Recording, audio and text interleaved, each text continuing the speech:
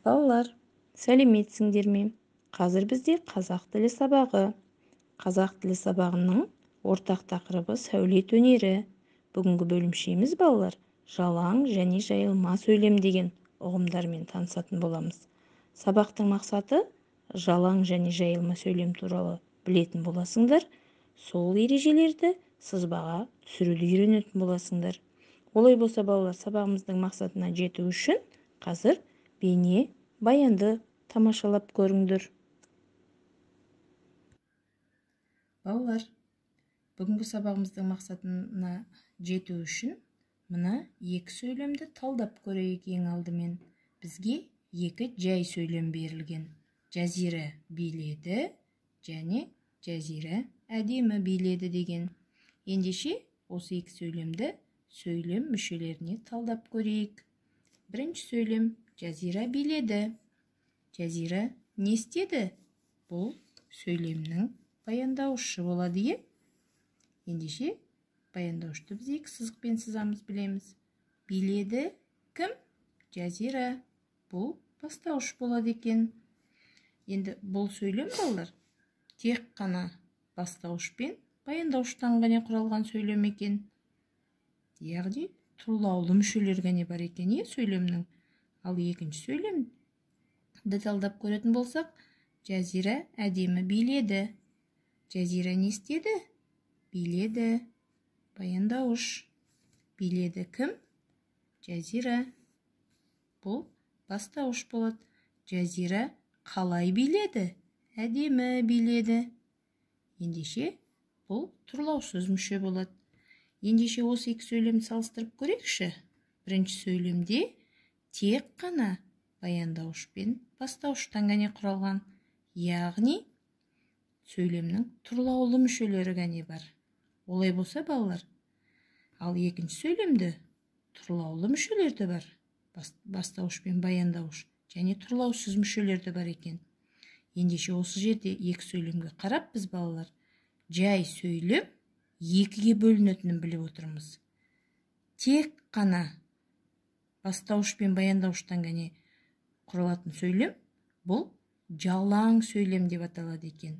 Біз жалаң деген бір жаңа ұғыммен танысып отырмыз балалар. Ал бастауышы да бар, баяндауышы да бар, тұрлаусыз мүшелері де бар сөйлемді балалар жайылма сөйлем дейді екенбіз. Ендеше жайылма, жалаң деген жаңа ұғымдармен танысып отырмыз бүгінгі сабағымызда. Олай болатын болса балалар, осы талдаған сөйлемімізді, яғни осы шығарған ережемізді қазір біз сызбаға түсіріп көрейік. Олай болса, біз ең алдымен сөйлемдерді талдадық. Қандай сөйлемдер берілді бізге? Жай сөйлемдер. Жай сөйлем.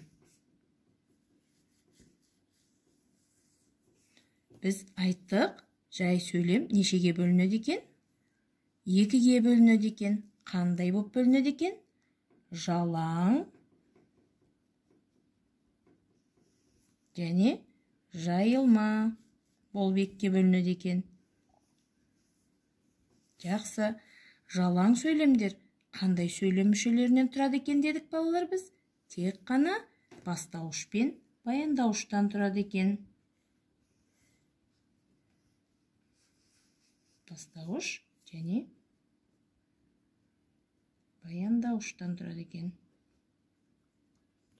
Ал жайылма сөйлем дегеніміз, ол сөйлемде қандай сөйлем мүшелері болады екен? Бастауышта болады екен. Баяндауышта болады екен. Және сөйлемнің тұрлаусыз мүшелері де болады екен балалар.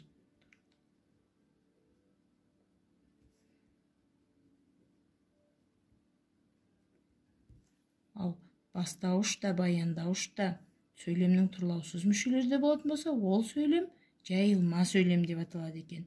Ендеше біз мақсатымызда балалар бүгін, яғни жалаң сөйлем дегеніміз не екен, жайылма сөйлем деген не екен білеміз деген болатынбыз. Сонымен қатар осы ережелерді сызбаға түсіріп үйренеміз деген болатынбыз.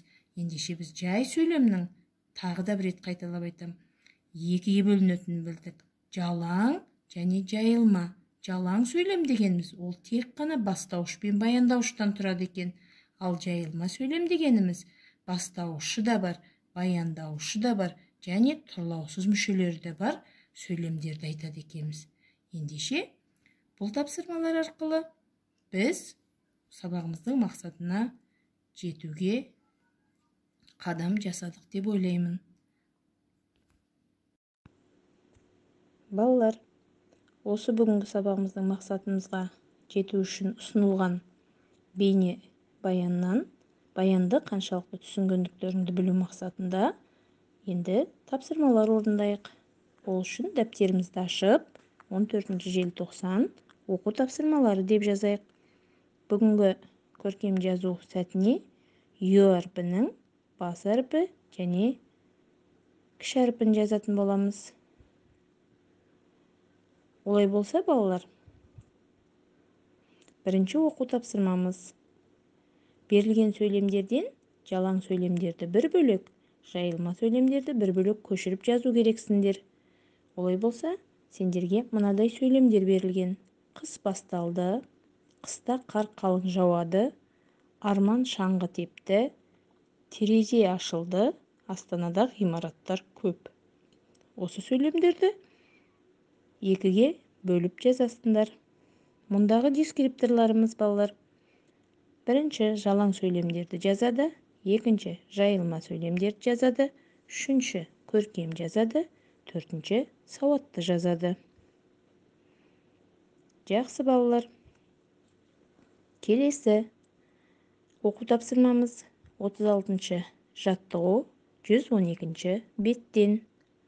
Мәтіндегі қарамен жазылған сөйлемді көркем жаз, сөйлем мүшесіне талдап, сөйлемдегі сөздердің байланысын тауып. Яғни, мұндағы басшылыққа алатын дескрипторымыз, балалар, бірінші сөйлемдерді көркем жазады, екінші сөйлем мүшесіне талдайды, үшінші сөйлемдегі сөздердің байланысын табады, төртінші сауатты жазады. Яғни, барлық жоғарыдағы алдындағы сабақтардағы айтылған ережелерді басшылыққа ала отырып, осы тапсырмады орындайды деп ойлаймын. Ендеше, балалар, сабағымызды қорыта келе, бүгінгі сабағымызға мынадай кері байланыс ұсынамын. Егер саған бәрі түсінікті болатын болса, 3 леп белгісін қоясың. Әлде де сұрақтарың бар болатын болса, 1 леп белгісі және сұрақ белгісі. Ал әлде де қолдауды көп қажет етемін, маған түсініксіз ақпараттар өте көп дейтін болсаң, онда сұрақ белгісін қоясың. Жақсы, балалар, осымен сабағымыз аяқталды. Келесі сабақта жолыққанша.